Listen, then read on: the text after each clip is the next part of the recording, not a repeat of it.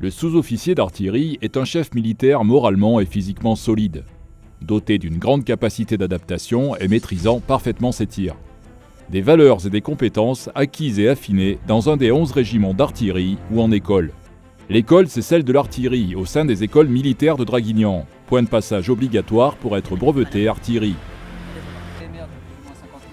Le groupement de formation des sous-officiers accueille chaque année 150 futurs sous-officiers d'artillerie. 60% de semi-directs qui ont déjà effectué un temps plus ou moins long, régiment. Et 40% de directs qui rejoignent la formation après leur passage à l'école nationale des sous-officiers d'active.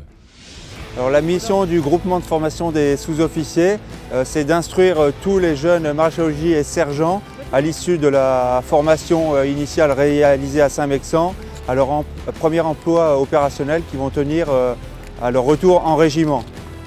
Alors cela dans les 3 filières du domaine artillerie. Alors dans la filière appui-feu artillerie, il s'agit de les former en tant que chef de pièce sur le canon César, canon de 155 mm, et chef de pièce sur mortier de 120 mm. Dans la filière coordination appui-feu, on forme des sous-officiers aptes à servir comme adjoints au chef d'équipe observateur avancé. Ils sont formés sur le matériel moderne comme le TPNG. Dans la filière défense solaire, nous formons des chefs de pièce sur canon de 20, mais aussi sur missiles Mistral. Le premier mois de formation est beaucoup axé sur la théorie, sur la topo, sur l'instruction sur le tir, des cours vraiment théoriques. Et ensuite, les deux mois suivants, les 2 derniers mois, c'est très peu de théorique et vraiment beaucoup de pratique.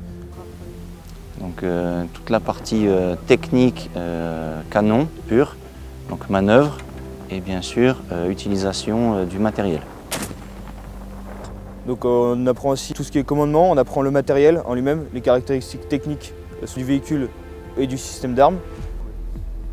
La formation nous permet d'être dans notre fonction proprement dite pour par la suite pouvoir être projeté dans notre fonction première.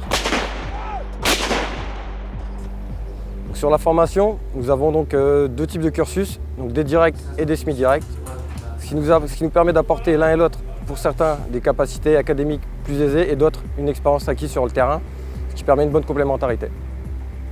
Pendant la formation, que ce soit direct ou semi-direct, on est tous repartis à zéro entre guillemets, c'est-à-dire qu'on a vu chacun tous les postes, que ce soit d'artificier à pourvoyeur, chargeur-tireur, tout ça. On leur apprend à être des chefs de pièce Mistral. Donc on fait toute la formation purement théorique sur le système d'armes complet et son environnement. Et aussi on fait des sorties sur le terrain pour mettre en application ce qu'on a appris.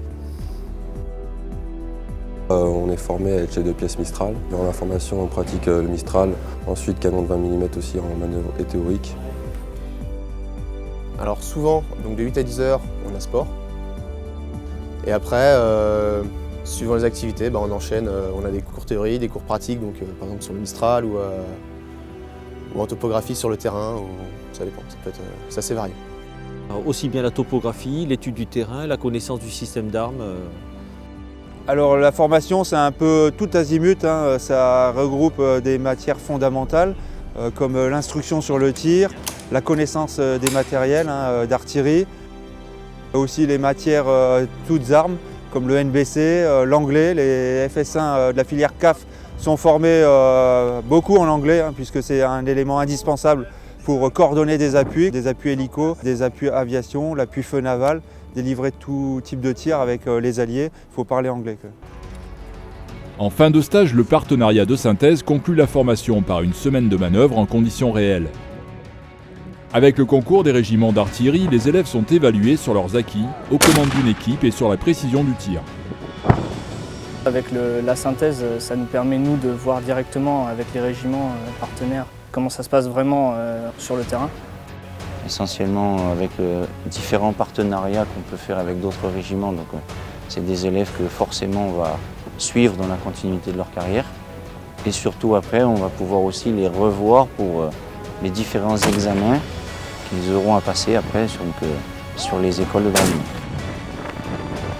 Qu'ils aient choisi la défense solaire, l'appui-feu artillerie ou la coordination des appuis, Les jeunes brevetés ventilés dans leurs unités seront opérationnels, prêts à partir en mission.